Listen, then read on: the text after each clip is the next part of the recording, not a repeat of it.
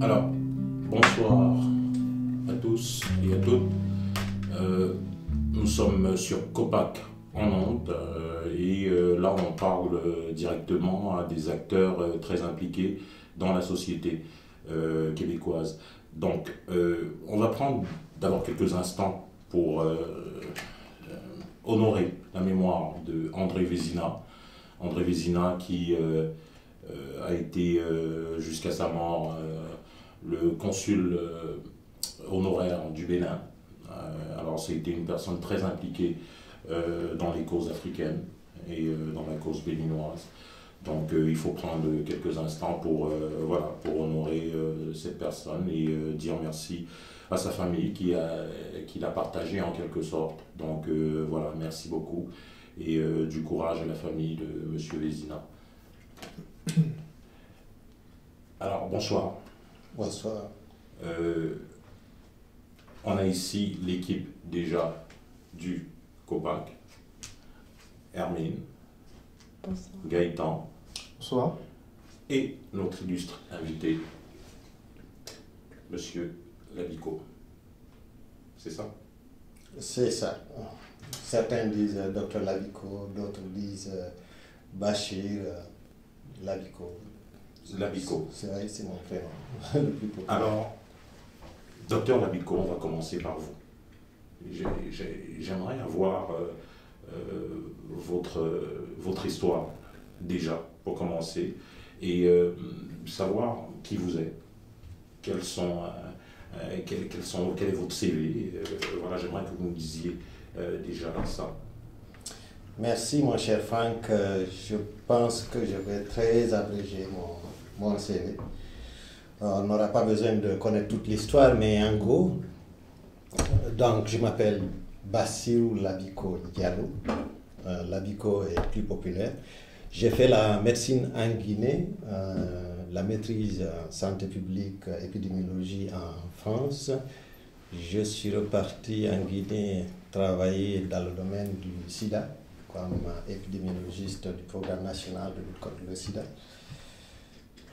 Au bout du compte, dans cet exercice, j'ai présenté une thèse de doctorat en épidémiologie dans le domaine donc, des infections sexuellement transmissibles. Je suis venu par voie de bourse au Canada, à Québec ici. J'ai fait ce doctorat, terminé.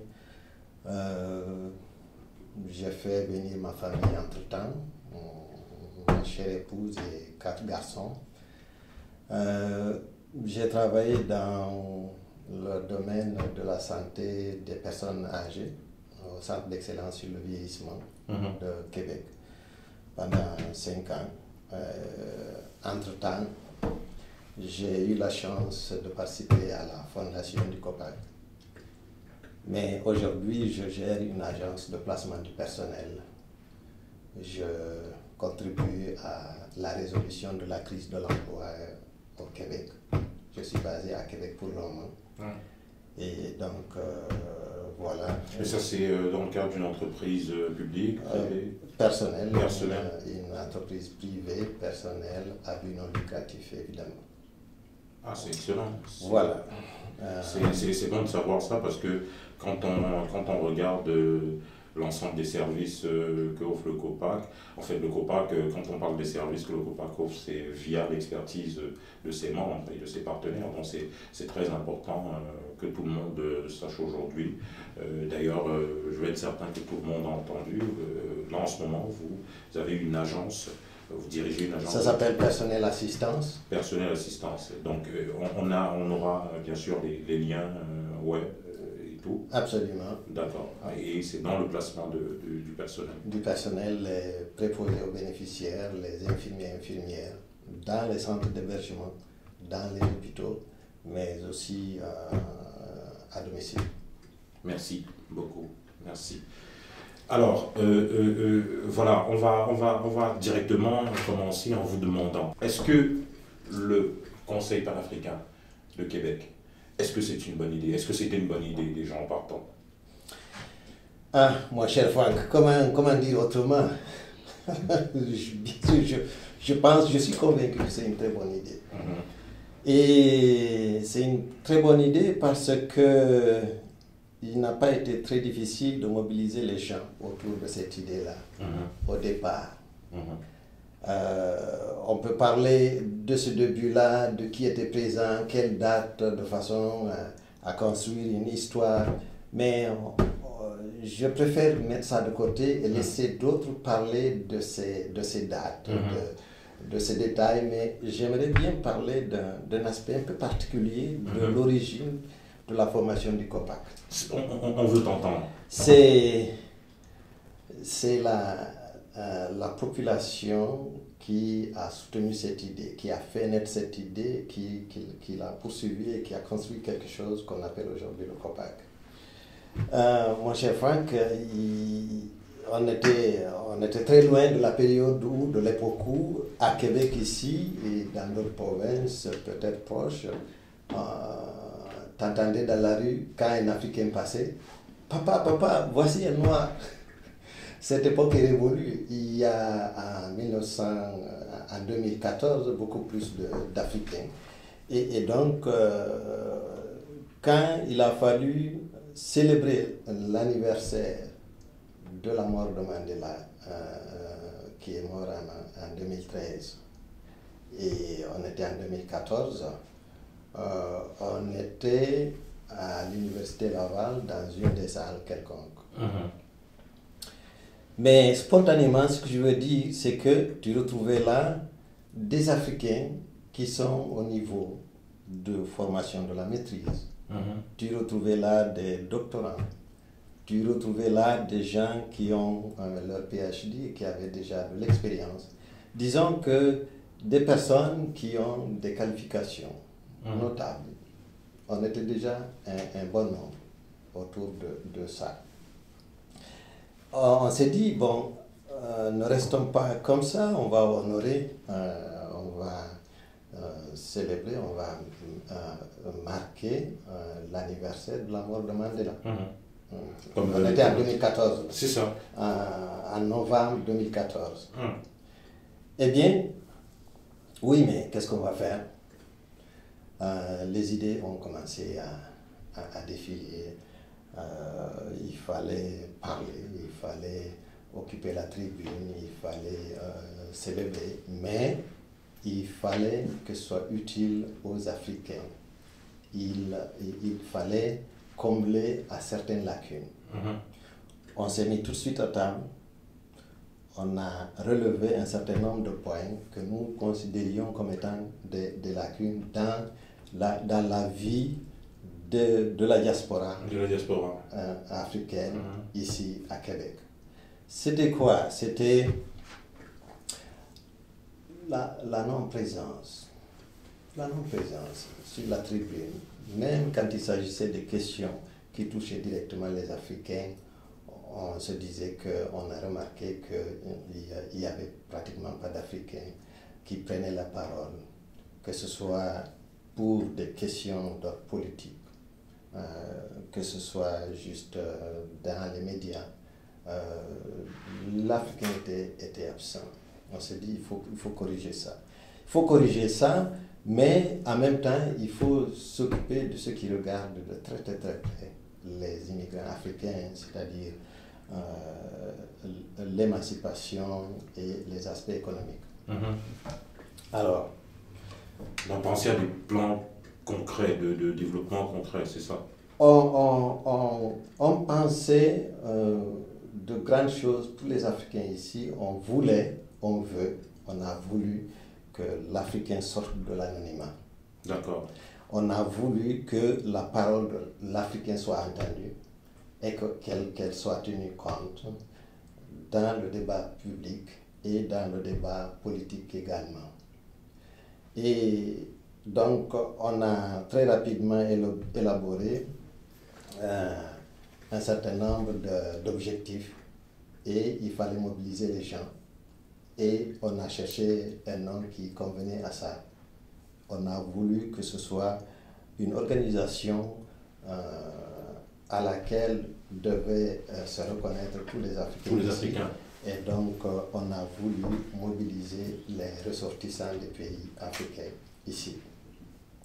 En gros, voilà comment la mort d'un homme, un grand homme, a pu soulever toute une population ici, les Africains.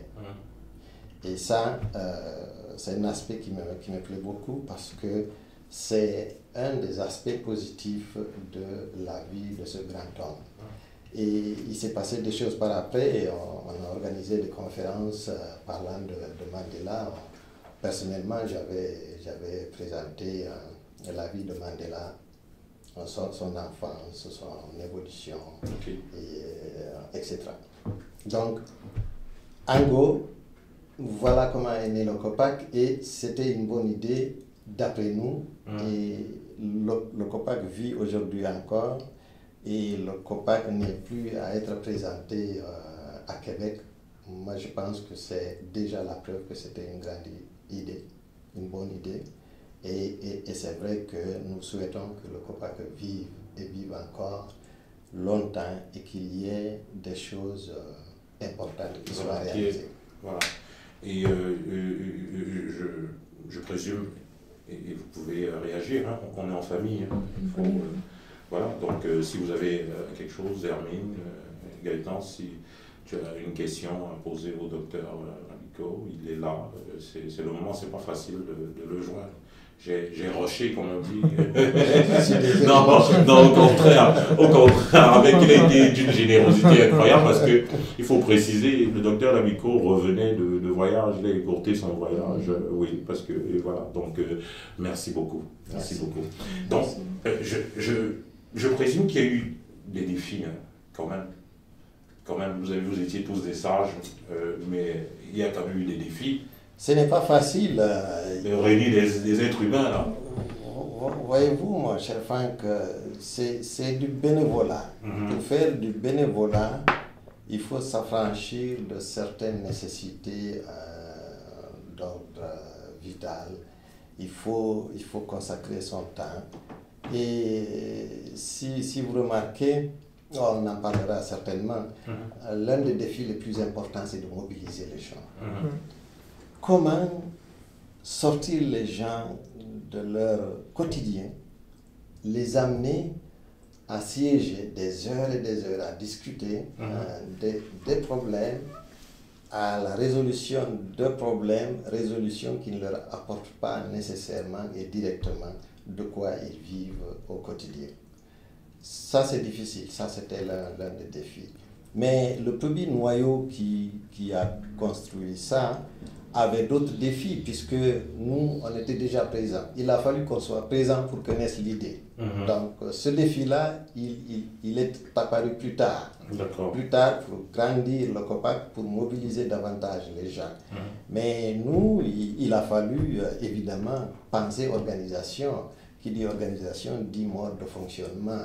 Les statuts, il a fallu rédiger ça. Et c'était pas mal corsé. Oui, c'était un beau boulot. C'était l'un du boulot et on s'est rendu compte que pour discuter de ces problèmes, obtenir des consensus, c'était pas juste vite fait. Là.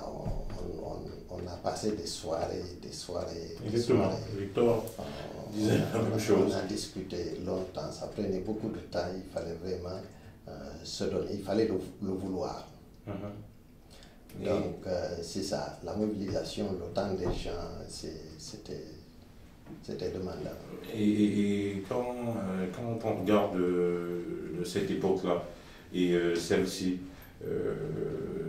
est-ce qu'il y a une plus grande mobilisation? Est-ce qu'avec les outils aujourd'hui, les réseaux sociaux, est-ce qu'on a l'impression que les gens ont grandi dans leur conscience sociale? Je croirais que les gens ont grandi dans leur conscience sociale autour du COPAC. Oui. Je le croirais très bien, d'autant plus que des gens ont servi, mais c'est une population ouverte, il faut le comprendre. Des gens entrent, des gens sortent. Mais quand je prends un monsieur comme Victor, Victor a prouvé avoir les épaules larges pour supporter cette organisation pendant tant d'années. Ce qui est difficile, c'est de donner le temps C'est vraiment ça le plus difficile. Parce que, et faire du travail sérieux. Faire du travail sérieux, ça demande du temps, puisque c'est pas facile. Et, mais moi, j'avais beaucoup d'ambition quand je suis entré dans le COPAC au début, et puis par après. Je travaillais au Centre d'excellence sur le vieillissement. Je voyais les problèmes sur le plan de la santé. J'avais à cœur en particulier le problème des maladies chroniques. D'accord. J'avais présenté un projet pour développer ça. C'était pas facile, c'était très difficile. Qu'est-ce qui l'a rendu difficile? Qu'est-ce que le projet C'était de contribuer à la prévention des maladies chroniques. D'accord. La problématique, très rapidement, là, on n'est pas là pour parler de sujets de santé, mais très rapidement, la problématique, c'était quoi? Aujourd'hui, l'Afrique fait face aux deux démons. Le premier démon, c'est celui-là que tout le monde connaît, c'est les maladies infectieuses et parasitaires. C'est connu. Et les épidémiologistes, les systèmes de santé, tout le monde a travaillé pendant très longtemps pour prévenir, lutter et prévenir contre ces maladies-là. Mais aujourd'hui, il s'est ajouté autre chose, c'est les maladies chroniques. Le diabète, l'hypertension artérielle, les infarctus du myocarde, la maladie d'Alzheimer, ces maladies chroniques-là. Et qu'est-ce qui a amené ce deuxième démon? C'est la modification de la vie, le mode de vie. Le mode de vie. L'Africain est devenu sédentaire au fur et à mesure que les facilités s'installent, au fur et à mesure que les gens recherchent et obtiennent un emploi de bureau dans les villes. Ils quittent l'élevage, le labour, ils quittent les travaux champêtres durs. Et donc, on devient sédentaire. Mon cher Franck, on ne change pas de mode de vie très facilement et rapidement. Nous avons ces habitudes-là. Nous ne sommes pas les seuls. Les Occidentaux ont aussi le problème de la sédentarité. Mais les Africains qui ont leur mode de vie en Afrique, la sédentarité, plus l'engouement pour l'alimentation riche en gras et en viande, souvenez-vous qu'en Afrique, jusqu'aujourd'hui encore, ceux qui ont les moyens, ils mangent plus viande, ils mangent plus gras, et c'est ça le signe de l'aisance. Et donc on vient avec ces habitudes-là ici, dans un milieu de facilité pour ces choses-là. Ça nous rend encore plus à risque. On ne fait pas attention, on tombe dans le piège des maladies chroniques. Et c'était ça particulièrement qui vous préoccupait? C'est ça me préoccupe jusqu'à aujourd'hui. Je voulais vraiment aider à prévenir pour informer les gens, en informant les gens, en sensibilisant les gens et en amenant les gens à être actifs et à soigner le régime alimentaire. Mais l'outil du Conseil panafricain s'y prête bien. Oui, justement. Oui, tout à fait. Ça a été bien accueilli au cours de 2-3 réunions de suite. On en a parlé. Mais j'avais besoin de gens qui répondent. Vous n'avez pas trouvé l'expertise qu'il fallait? Non, j'avais vraiment en face de moi des collaborateurs sincères, engagés, mais pas outillés, pas prêts à concevoir un programme de prévention de santé publique. C'était déjà beaucoup les programmes du COPAC, c'était déjà beaucoup. On trouvait déjà que ça nous prenait beaucoup de temps. Et donc l'idée est venue plus tard dans le développement du COPAC de faire des départements et que chaque département son département effectivement, trouve les collaborateurs. Et c'est là où je n'ai pas eu le temps suffisant pour construire ça et construire ma vie personnelle Exactement. en tant que père de famille. J'ai 4 adolescents, une épouse, et donc non, ça n'a pas pu contenir dans le temps que j'avais. Donc, ça, c'est resté dans les placards comme projet, mais j'espère que quelqu'un prendra... Justement, c'est là que j'interviens. Est-ce qu'il y a le moyen justement... Mais nous devons travailler ça, nous devons travailler cette partie-là. Est-ce qu'on peut justement rouvrir justement ce placard-là quand vous aurez la disponibilité, parce que nous on a les moyens justement de vous outiller, de telle sorte que vous n'ayez pas trop d'action à faire de votre côté, mais surtout le côté diffusion d'informations. Je pense que c'est vraiment important pour nos populations d'être au courant de ce genre de choses. Mais vous entendez ce que Gaëtan dit, est-ce que vous trouvez que c'est encore, si c'était un projet d'une telle importance, ça l'est encore aujourd'hui? Je veux dire, enfin, il y a maintenant évalué le temps, on va faire une étude là pour voir comment s'adapter à tout ce temps qui est passé, la réalité en ce moment. Mais est-ce que vous trouvez que vous connaissez quand même, vous savez quand même le projet que vous avez mis en place, vous trouvez que ça s'applique encore en ce moment? Absolument, la nécessité est là, les problèmes ne sont pas résolus, rien n'est fait dans ce sens. Et l'Afrique est embarquée dans un vaste programme de l'OMS pour développer les programmes de prévention des maladies chroniques. Ici, on embarque dans quel programme ici, en tant que communauté africaine, les immigrants ici? Aller à Valcartier, aller dans les milieux de sport en été, aller dans les milieux de sport d'hiver. Dites-moi que vous voyez là la majorité des Africains. Non, vous ne les voyez pas. Ça me choque énormément. Il ne s'agit pas de porter un jugement sur n'importe qui, sur quelqu'un. Non, il ne s'agit pas de ça. Il s'agit de la vie. La vie. Mais il s'agit aussi d'être franc, Dr Biko. Qu'est-ce que vous voulez dire? C'est-à-dire que les Africains ne se retrouvent, les immigrants, de façon générale, et en particulier les Africains dont nous parlons maintenant, ils ne se retrouvent pas dans ces milieux-là. Les programmes qu'on offre ne sont pas nécessairement adaptés à la culture, c'est ça, les programmes sportifs, c'est quoi? Je n'écouterai pas la discussion de cette façon-là, c'est trop facile. C'est trop facile. Non. Bon. Ils ne sont pas là. Où ils sont? Ils sont ailleurs. Ils sont ailleurs. C'est où que vous les trouverez?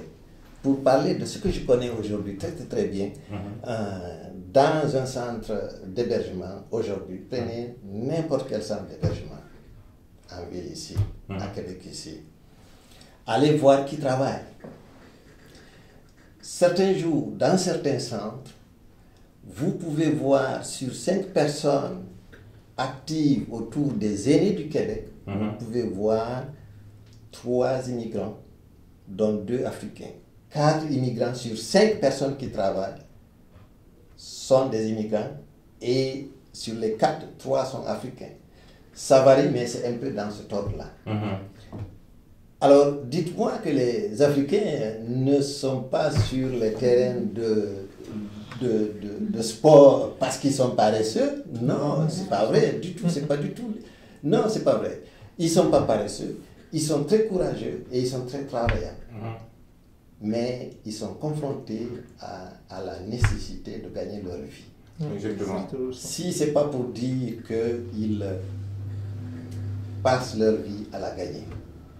Exactement, parce qu'on se rappelle, mais parce qu'on se rappelle aussi que quand on arrive fraîchement de notre pays, on a cette réalité, même quand on est déjà installé depuis longtemps ici, on a toute cette réalité qu'il y a de la famille, on envoie encore des fonds, donc il y a cette réalité-là qu'on a. Donc d'où la nécessité encore d'une organisation, d'un regroupement qui va venir faciliter certaines choses.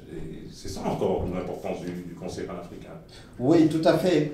Et si je devais donner un conseil aux dirigeants du COPAC...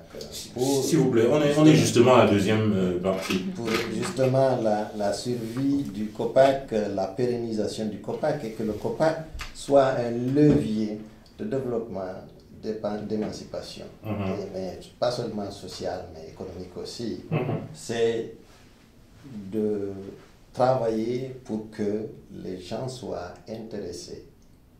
Nous osons le dire, qu'ils soient intéressés économiquement à travailler avec et pour le COPAC dans cette organisation. On ne peut pas demander à des gens qui gagnent leur vie à la sueur de leur front et à la minute près de soutenir quelque chose qui ne leur apporte rien directement ou indirectement. Mais je veux dire, il y a des façons de faire pour que les gens soient intéressés au COPAC. Le COPAC est devenu une vitrine, une plateforme. C'est une question d'organisation, mais aussi d'information, tout simplement. Les gens sont à la recherche d'emploi. Ils sont à la recherche d'emplois qualifiés. Ils sont à la recherche de quelque chose qui leur permette de vivre honorablement sans qu'ils soient obligés de passer tout le temps en train de travailler. C'est ce que font beaucoup de gens aujourd'hui. Les salaires sont bas au point que pour joindre les bouts, ils sont obligés de rester tout le temps sur le terrain de travail. Les préposés, par exemple, j'en ai rencontré qui alignent 2 shifts. C'est-à-dire, ils commencent à 7 heures, ils arrêtent à 23 heures. Vous imaginez comment faire une activité sportive dans ce contexte-là? Impossible. Il y en a même qui font 3 shifts à la fois. Ça, les centres ne le permettent pas puisque c'est extraordinaire, c'est inhumain. Mais comment ils se débrouillent pour faire ça? Ils font un quart ailleurs, ils font 2 autres à une autre place. Donc, il n'y a personne qui sait qu'ils alignent 3 shifts. Donc, c'est des gens courageux et qui affrontent. Le COPAC peut aider des gens comme ça à améliorer leurs conditions à travers un emploi. C'est ça. Et ce que j'entends, donc, c'est comme ce que M. Colli avait dit, il faut que le COPAC soit plus ambitieux. Que le COPAC soit plus ambitieux en ciblant certaines priorités. Et il ne faut pas négliger la dimension économique. Donc la dimension, selon vous, la dimension économique doit être dans l'ordre des priorités? Si on veut que 75% de la masse laborieuse parmi les ressortissants africains qui sont là s'intéressent au COPAC, parce que c'est ça leur problème aujourd'hui. Vous rencontrez des femmes qui sont venues sans leur mari, avec 2, 3, 4 enfants. Comment voulez-vous? Il faut les aider. Même si ce n'est pas dans un contexte organisationnel comme ce que fait le COPAC, là, c'est des cas qui méritent que les communautés, que tout le monde s'occupe des gens comme ça. C'est saisissant. Moi, je suis particulièrement sensible à ces jeunes mères qui travaillent pour... Et pour ça, il faut que la structure ait quand même une certaine capacité aussi à pouvoir entourer le monde. Et dans ce sens-là, il faut aussi que, avec les mentors comme vous, qu'on développe aussi progressivement et tout le monde une certaine intelligence collective qui fait que, que tout le monde contribue à ça. Là, parce que quand on parle du COPAC aujourd'hui, quand on parle du Conseil panafricain, peut-être le monde a tendance à croire que c'est certains individus qui ont déposé l'idée et après ça n'appartient qu'à certains individus.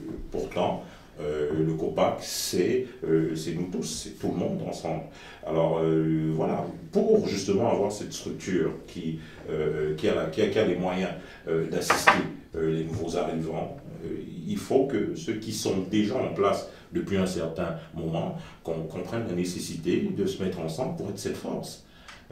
Voilà, et je crois que avec ce qu'on fait, avec l'occupation que tout le monde a, si on s'attend seulement à ce que 15% ou 10% de notre énergie, ou même de nos capacités intellectuelles soient rapportées au COPAC, je pense que est-ce que c'est beaucoup demandé selon vous?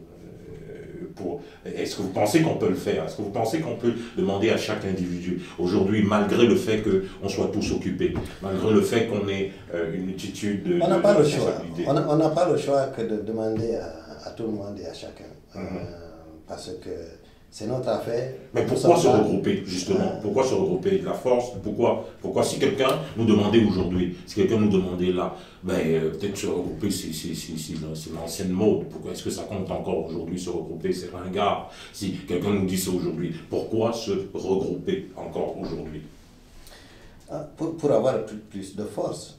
Ce que le COPAC fait de bien aujourd'hui, c'est grâce à la mobilisation. Sinon, un Africain pris à lui seul, il n'est pas grand-chose, il est un individu. Exactement. Mais le COPAC aujourd'hui a des valeurs et de l'influence. Le COPAC est connu et reconnu jusqu'à un certain niveau. Pourquoi? Parce que le COPAC reflète un certain niveau d'organisation sociale. Le COPAC est représentatif d'une masse critique de personnes. Donc, c'est ça. Nous devons nous mobiliser pour gagner en force. D'accord. Mais comment? D'accord. À mon avis, c'est la question la plus importante si nous sommes tous d'accord que le COPAC est nécessaire. D'accord. Le COPAC est nécessaire et donc comment mobiliser les gens? Franck, s'il faut parler de vraies affaires sans échafauder des projets compliqués à bout de réflexion assis dans des bureaux, concrètement, regardons, est-ce que, par exemple, il commence à émerger quelques conflits entre d'anciens collègues, entre Africains, entre anciens membres ou nouveaux membres? Est-ce qu'il y a des conflits d'intérêts? Est-ce qu'il y a des gens qui ne sont pas contents pour une raison bien précise? C'est ça.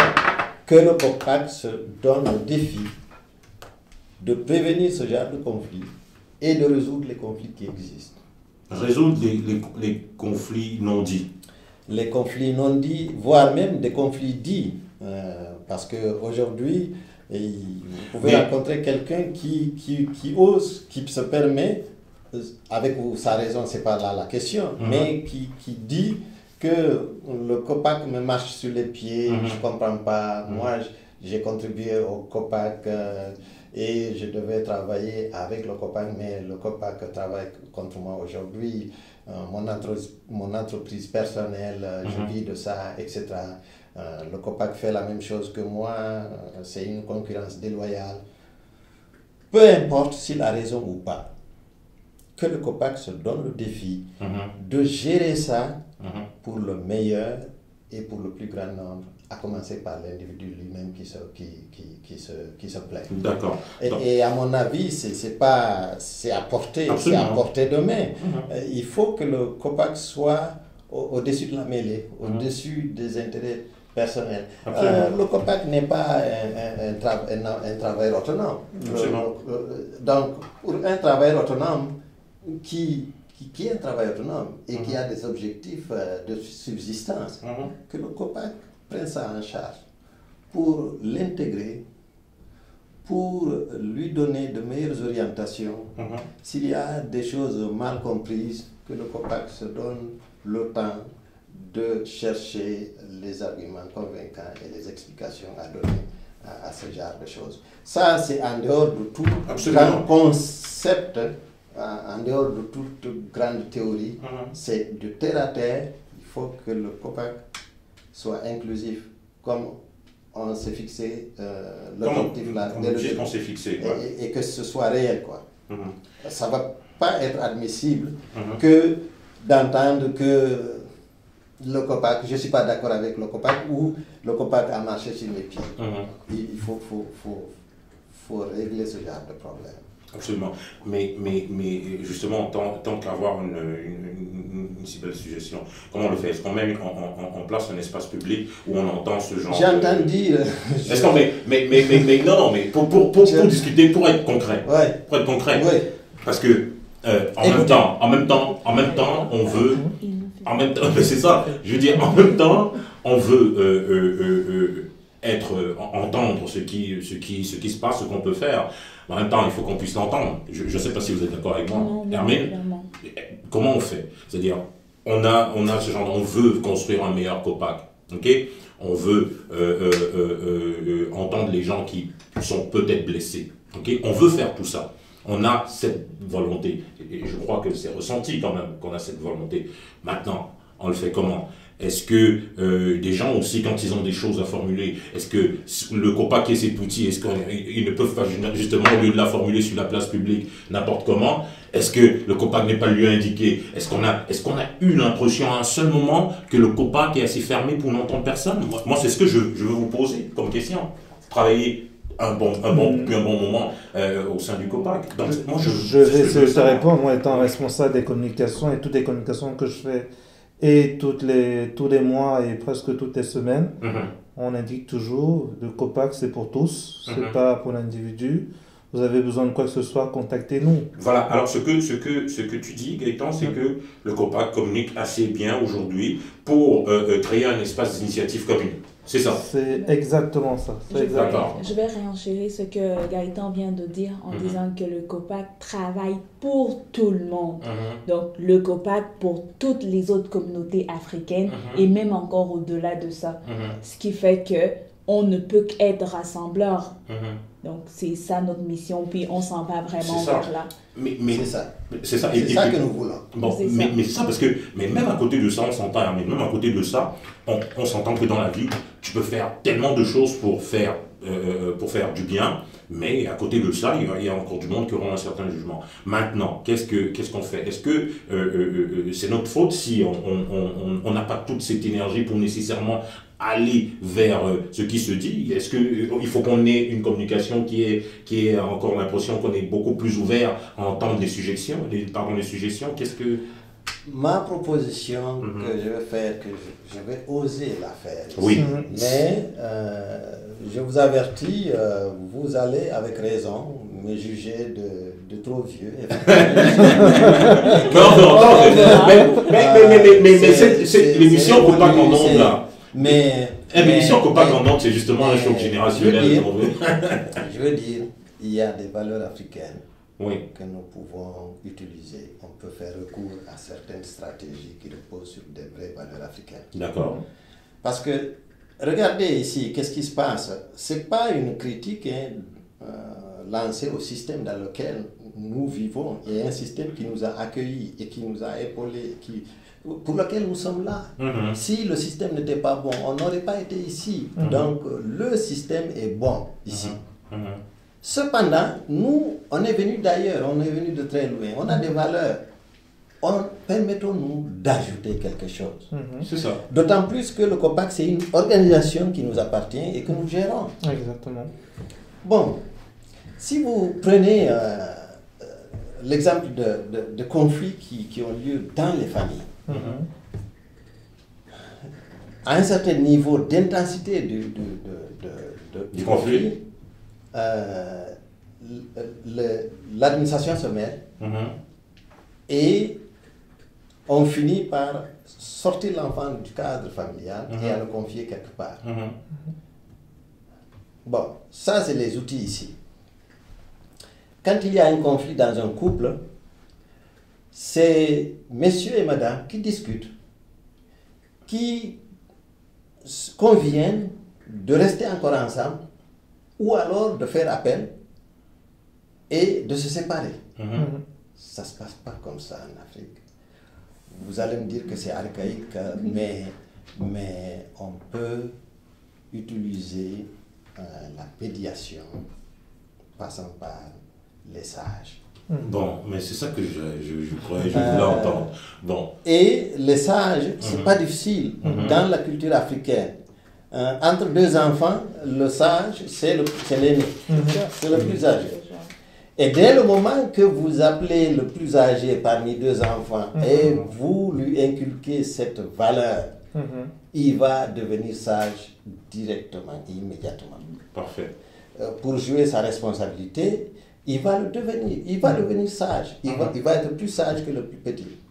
Le COPAC peut, de façon informelle, utiliser les services d'un groupe de sages ici pour la médiation. Et une médiation qui est disponible et qui va fournir les services à titre préventif et à titre curatif dès le moment que la crise éclate.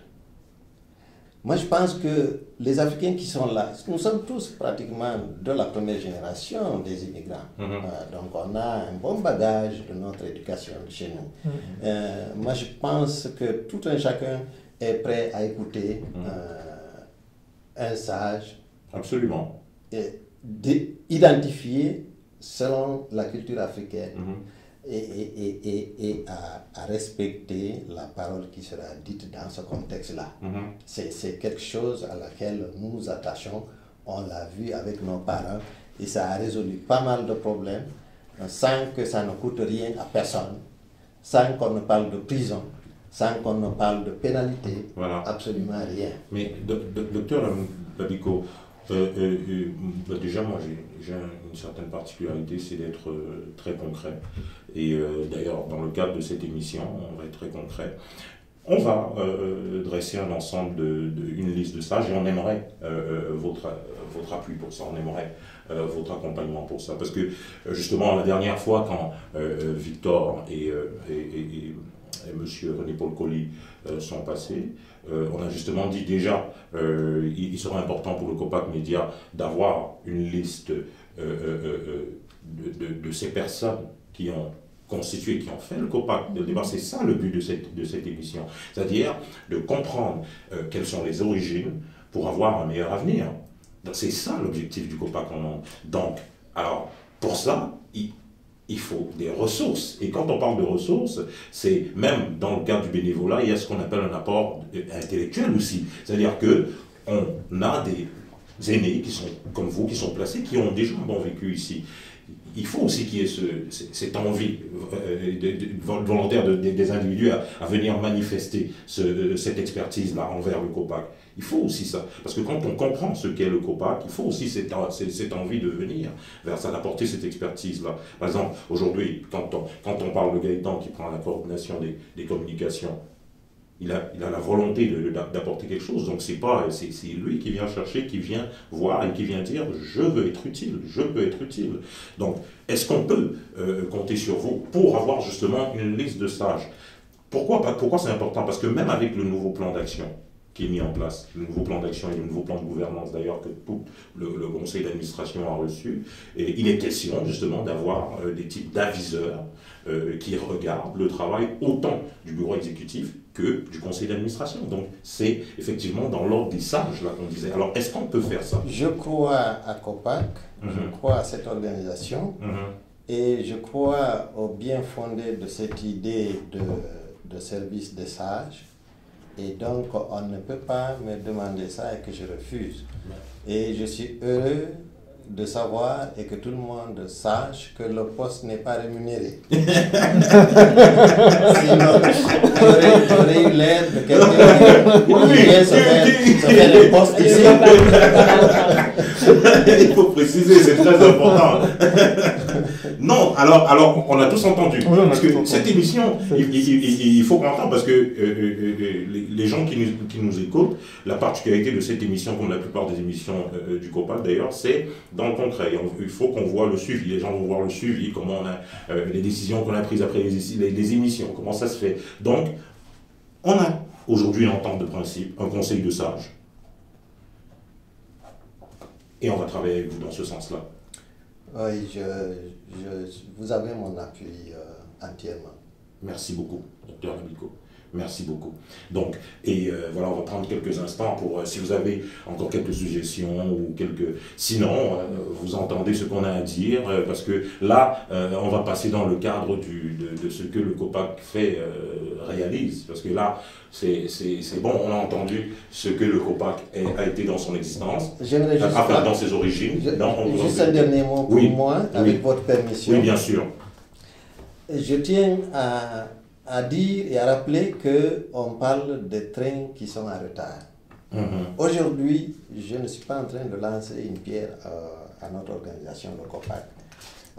Quand je parle de conflit, c'est parce que je souhaite voir tous les conflits être résolus. C'est pas pour dénoncer ou crier haut et fort des échecs du COPAC. Non, c'est pas ça. J'ai voulu parler de ça parce que je veux que ce soit résolu. Je ne suis pas venu pour parler des réalisations du COPAC qui sont réelles et qui sont reconnaissables. Et vraiment, à tout seigneur, tout honneur, je reconnais le mérite du COPAC pour ce qui a été fait. Mais nous sommes ensemble pour regarder là où ça va moins. Parler de ça. Bien sûr, bien sûr. Chercher des solutions. Bien sûr. Et c'est surtout quand on tient à quelque chose, on veut savoir que tout est correct et que voilà, donc on comprend et on a vraiment pas entendu ça comme ça au sein du COPAC, puisque l'idée même de l'émission est de laver le linge ça en famille. Donc c'est ça l'idée, le concept de l'émission. Donc voilà, merci beaucoup, Dr Lamico.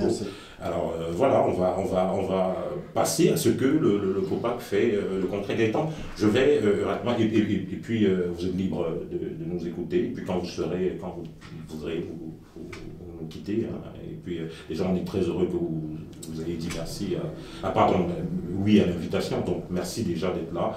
Nous on va continuer en parlant des initiatives réelles concrètes du COPAC, et puis sentez-vous libre de rester au parti. J'aimerais pouvoir revenir comme auditeur libre à ce genre d'émission. Absolument. Et demander la permission à ma soeur et à mon frère que je parte maintenant parce que j'ai des engagements, je dois aller. On comprend très bien. Merci à vous d'être venu. Et bonne fin de Merci de beaucoup. Merci beaucoup. Merci. Donc, voilà, on passe à la deuxième partie. Et d'ailleurs, la plus importante aussi, puisqu'on parle des réalisations concrètes du COPAC en ce moment. Gaëtan, tu as quelque chose à nous dire? Oui, donc je vais essayer, autant faire que je peux, de résumer un peu quelles ont été les dernières réalisations du COPAC depuis, on va dire, un an déjà. Oui. Donc, vous l'avez déjà sûrement constaté, le branding du COPAC a changé avec le site web, donc copac.org, qui est un tout nouveau site qui a été fait, je pense, il y a déjà plus d'un an et demi, dans lesquels on diffuse des informations telles que les offres de services du COPAC. Donc, qu'est-ce que le COPAC offre à ses différents membres.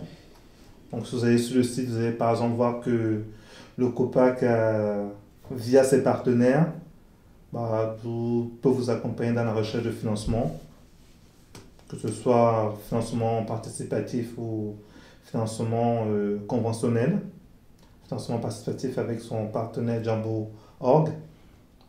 Dans l'éducation, il y a des projets qu'on fait avec certains partenaires. Justement, je pense que vous avez certaines nouvelles qui sont présentes dans l'infolette qui est faite chaque mois sur l'évolution du programme. Donc, vous en saurez... L'infolette, c'est bien ça.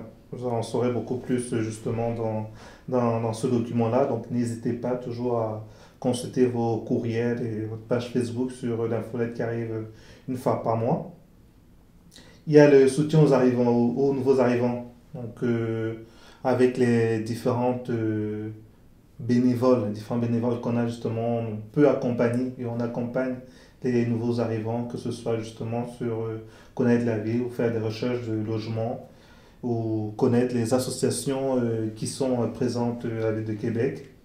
Bon, allez sur le site, vous allez trouver, il y a pas mal d'autres offres que le COPAC propose, toujours via ses partenaires. Donc, je tiens quand même à insister sur le fait que Le COPAC, ce n'est pas le COPAC qui le fait en tant qu'organisation, mais le COPAC le fait avec des partenaires qui peuvent être des organisations soit privées, soit publiques. Voilà, c'est très bien parce que, en fait, ce qu'on comprend, c'est que l'ensemble des services en fait, du Conseil panafricain, ça permet aussi de faire exister des partenaires institutionnels, des partenaires privés, des entrepreneurs, puisque c'est via la plateforme du Conseil panafricain qu'on expose leurs services et produits, c'est ça? C'est vraiment ça. Ok, d'accord. Donc, on ne vient pas se substituer. De prime abord, on peut avoir l'impression que c'est le COPAC qui vient en mode rouleau compresseur et écraser tout le monde, mais ce n'est pas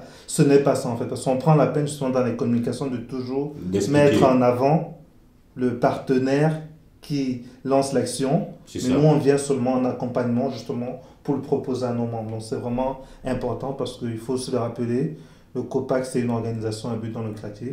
Voilà. Donc elle n'a pas d'argent, donc le peu d'argent qu'elle pourrait recevoir, bah, ça va aller pour organiser des événements et c'est pour ses membres. Donc c'est pour encore ses membres. Ça n'enrichit personne, donc c'est pour ça que c'est toujours en partenariat avec des partenaires privés, des individus qui vont porter leurs différents projets. Donc si vous en avez, n'hésitez pas. Pour continuer dans les réalisations que le COPAC a fait depuis cette année, vous avez par exemple le challenge entrepreneurial, la bourse d'excellence du challenge entrepreneurial. Ça, c'était, on va dire, un événement fort, on va dire, comment est-ce qu'on appelle ça? Une propriété intellectuelle très forte qui a été mise en place par le COPAC, spécifiquement par Franck Eboua. Et on a d'ailleurs, c'est bien parce que quand je parlais de M. Vézina, de feu M. Vézina, le consul du Bénin, il a été un support, un grand support d'ailleurs parce qu'il était l'invité d'honneur à cet événement. Et voilà, il nous a fait l'honneur de sa présence, M. Vézina. Et puis d'ailleurs aussi, c'était un grand supporter du nouveau concept qu'on est en train de mettre sur place, la Chambre de commerce Québec-Afrique. Très grand supporter. J'espère que je ne t'ai pas coupé parce que ça fait partie. Voilà, ça fait partie là-dessus. Voilà. Donc non, je voulais prendre ces instants pour signifier que M. Vézina était très proche de tous les concepts qui visaient à rendre les Africains, la communauté africaine plus forte. Voilà. Okay. Donc je parlais de la bourse d'excellence qui se fait, on va dire l'événement se fait sur plusieurs mois avec une remise des prix plus souvent pendant le mois d'Histoire des Noirs.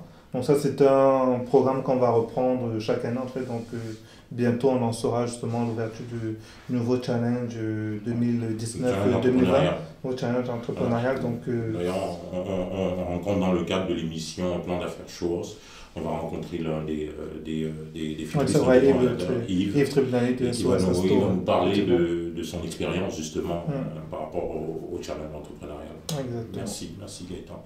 Donc pour continuer, je vais essayer d'accélérer le pas parce que c'est vrai qu'on a fait quand même pas mal de choses entre les différents événements qu'on a continué d'organiser et assister. Il y a eu la création de la Chambre de commerce Québec-Afrique, Chaka, qui a été mise en place justement par les membres du Conseil panafricain de Québec, donc Franck Eboua, moi et le maître Charles Mouni, qui est le président du conseil d'administration, effectivement. Donc ça a été mis en place.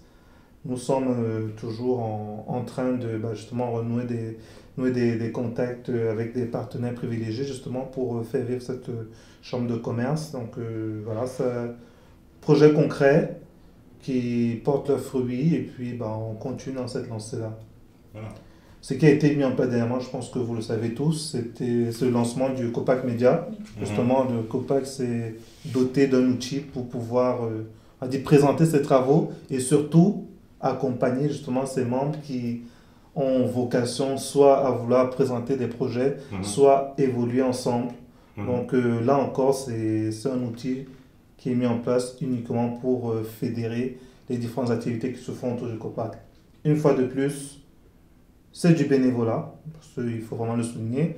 pensez pas que ceux qui viennent au Copac Média, ils sont rémunérés de quoi que ce soit. Non, c'est du bénévolat, c'est des gens qui prennent à cœur justement le travail du Copac, la mission du Copac, et qui s'investissent corps et âme. Je dis corps et âme parce que je vois le monde travailler et des fois je pense que on pourrait en faire moins, mais si on veut faire du travail de qualité, c'est vrai qu'on est obligé de faire ce que nous sommes en train de faire. Donc c'est des gens passionnés qui sont vraiment compétents, qui à côté sont leur vie, que ce soit la vie de famille ou vie professionnelle, mais qui arrivent à trouver du temps à offrir au Copac. Donc ça c'est encore très très bien. Donc si jamais ils m'écoutent, bah, moi je peux que dire que bravo en fait pour tout cet engagement-là. Donc ça, c'est un peu les différentes... il y en a plein d'autres que je ne vais pas citer, hein, mais c'est les différentes, on va dire, grandes activités ou grands faits que le Copac a fait depuis la dernière année. C'est considérable. Tout à fait. Et justement, suite à ça, je pense qu'il y a du monde qui nous écoute, il y a du monde qui nous suit, que ce soit le monde politique ou le monde social du Québec. Bah, c'est suite à ça qu'on a été sélectionné par une coalition qui a été mise en place par le gouvernement fédéral, justement, pour réfléchir sur la stratégie qui peut être mise en place pour les communautés noires du Canada. Donc, le gouvernement fédéral nous a dit, nous avons 25 millions à offrir justement à la communauté noire, mais canadienne noire, mais pour pouvoir justement les attribuer, on a besoin de leaders, d'organismes qui vont administrer cette somme-là. Donc, ils ont invité le Copac sur la table de réflexion. Sur la table de réflexion. Donc, juste pour vous faire rapide, il y avait 36 organisations et la plupart des organisations étaient soit ontariennes, soit du Nouveau-Brunswick. À la région de la province du Québec, il n'y en avait que 5. Donc, une à Québec. Donc, celle du Québec, c'était le Copac. Donc, le Copac y allait pour défendre non seulement les intérêts des Québécois, donc des Québécois noirs, mais aussi pour affirmer son existence et surtout remercier le fait qu'on puisse l'aider à faire sa réflexion. Donc là, les réflexions sont en cours. On aura incessamment sous peu les critères d'admissibilité pour pouvoir recevoir les sommes, pour pouvoir dépenser si on a un projet concret.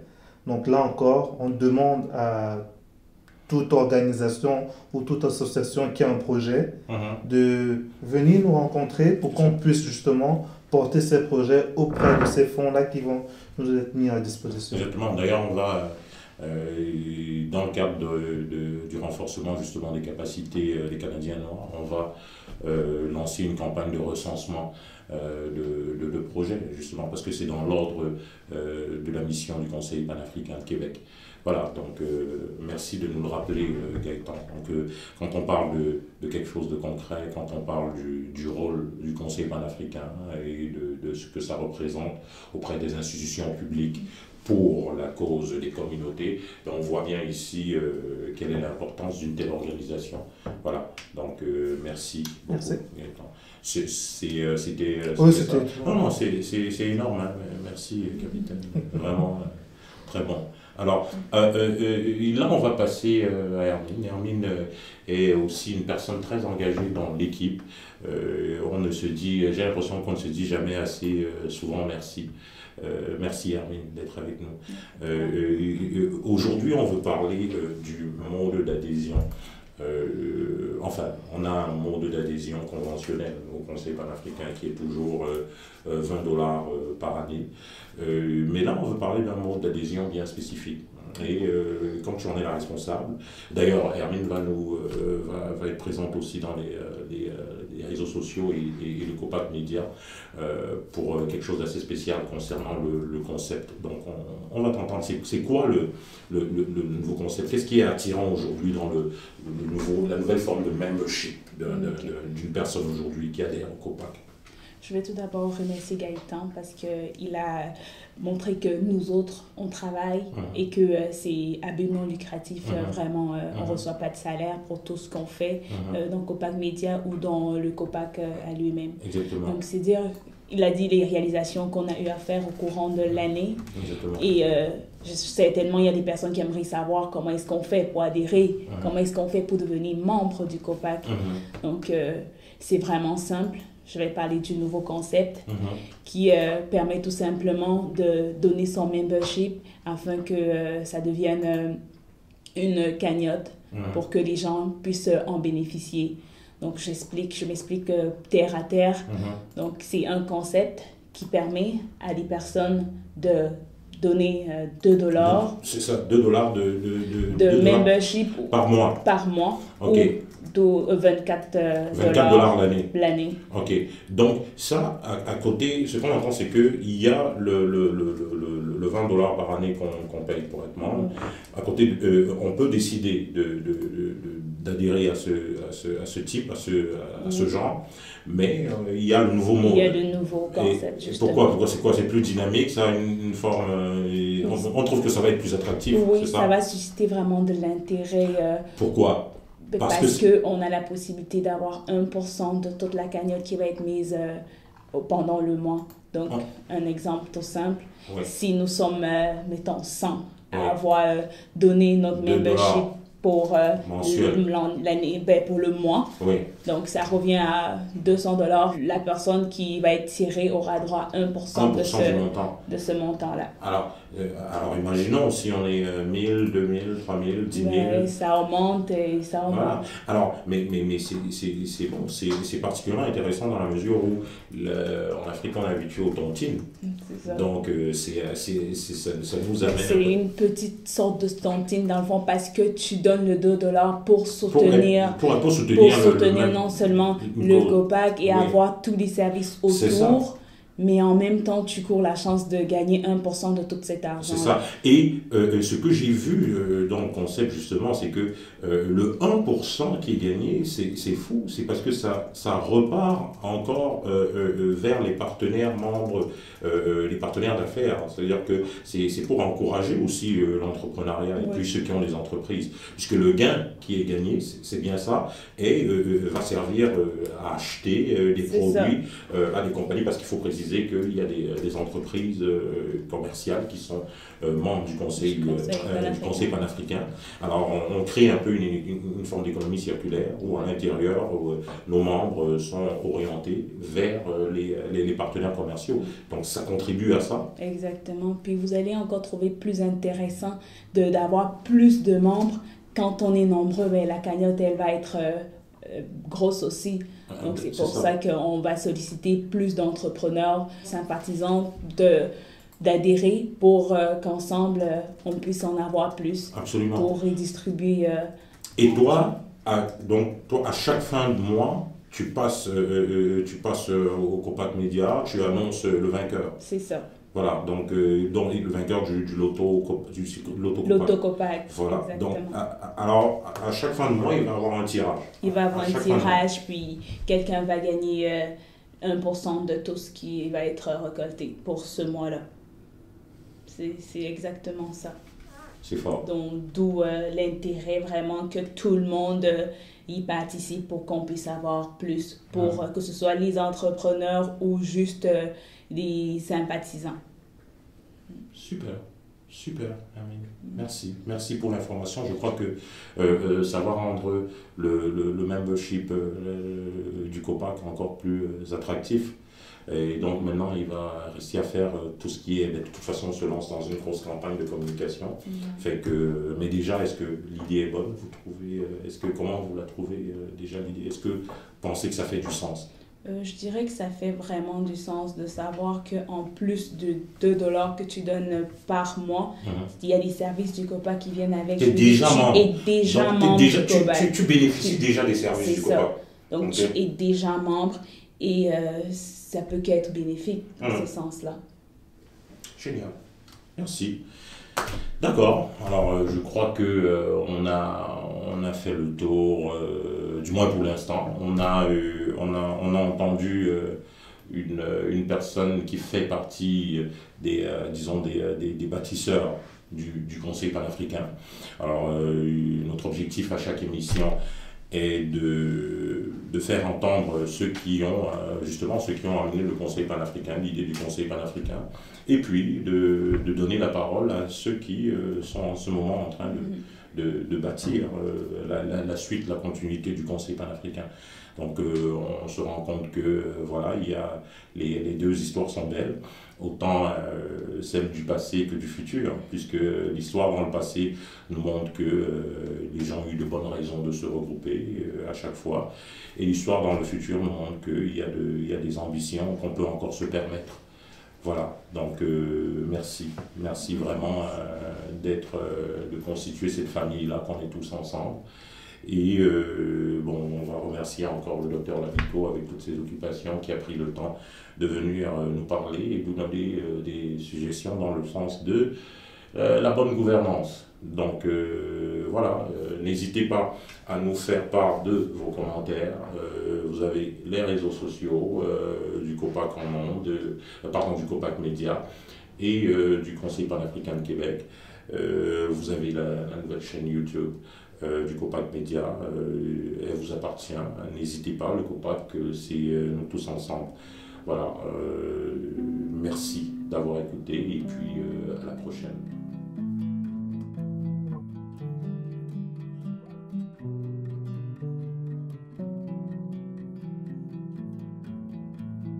Thank you.